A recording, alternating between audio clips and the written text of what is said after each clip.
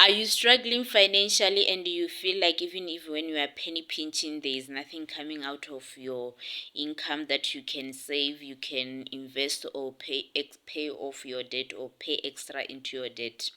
Are you in that situation? If so, then that's your video. But then if you are fine financially, your finances are not that much bad, then this video is not for you. Just keep on scrolling. But let's start. Many a times we have many leakages where our money are leaking instead of whereby we should be getting that extra bucks to do some of the important things in our lives. We find that we are investing our money, not actually investing. We are wasting our money in things that we don't actively think.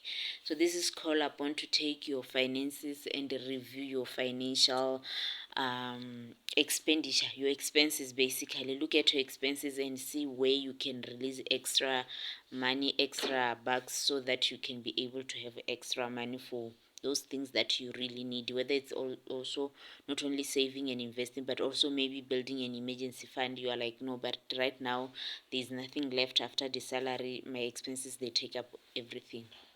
Number one, assess your accommodation. Many a times when we look for accommodation, we are in dire need state, like maybe would be arriving at that place being new and trying to find really anything that comes our way that we can settle in.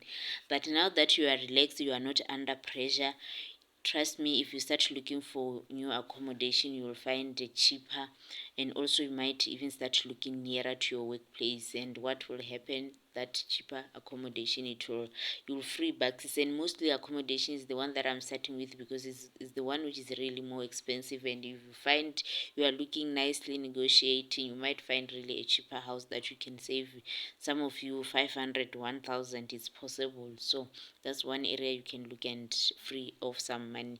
Try to find something that's more suitable, more better for you, while you are not under pressure. Next thing is the policies. Many a times when we start working, we keep on accumulating policies over the years, and at some point we end up, even to some point, having redundant or the same policies. One thing I learned about the policies last year is that if you have a policies, maybe two or three, and they are written by the same underwriter and they are the same policy, especially the funeral policies, or it's not only you, maybe you, your brother, and who not, you have insured the same person with the same underwriter. When it's time for you to claim those policies, you are not going to claim all those three policies because they are written by the same underwriter. You're going to only claim one. So let us be wary about that issue also, and be careful about that issue also. Also, let us assess our policies and see if our policies are really serving us a purpose, or we are doing the same thing and over again, such that some of the policies that you don't need, you can get them off. Also, some of the things, when you review your policies, you might find that because we never like really look at our policies, some policies, they might have matured such that you have been eligible to do cashback or whatever it is called. Yeah, they've matured such that you were supposed to have gone and claim your money. So also think about that, because we never actually think about that. Another area is our groceries. Many a times, even when we look at our fridges, our pantries, you'll find that we keep on buying stuff and throwing stuff, because we just buy groceries haphazardly, and things end up getting rotten, end up getting spoiled, because we just buy without a plan. Normally, when I do grocery, I take inventory of what I have and then go and buy what I don't have with a grocery list. This helps me to stay in check, and also let us also in groceries think about eating more nutritious food, just than buying things which are like just the empty calories. Also, we are trying to improve our lives in general, not only saying we are saving money, we are saving money while we are reducing the quality of our lives. The next thing is the utilities and the energy. We are always crying that electricity, especially that electricity is very expensive, and indeed it is. But now that we are in this state that we are trying to improve our lives, we can also like see, assess your your energy consumption and find ways to reduce that. Some of the people I know, they've installed energy savers bulb, something. Some of you, maybe you might think of switching off from using an electric cooker to a gas stove.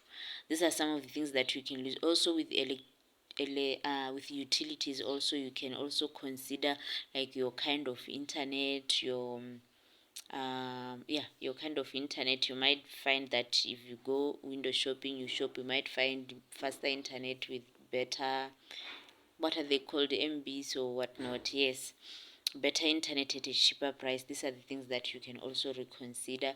Also with your phone plans as well, these are some of those kind of utilities, you can look and reconsider, and you might find that they might save you some money.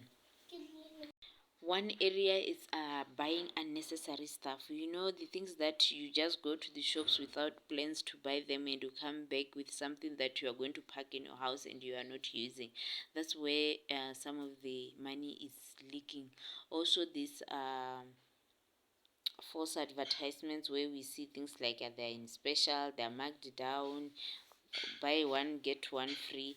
There are instances where those things will be useful, like if it was something that you really need or something you are frequently using. But if it's something that you don't need, you buy it and you come and pack it in the house, then really you are wasting money. Money is leaking there.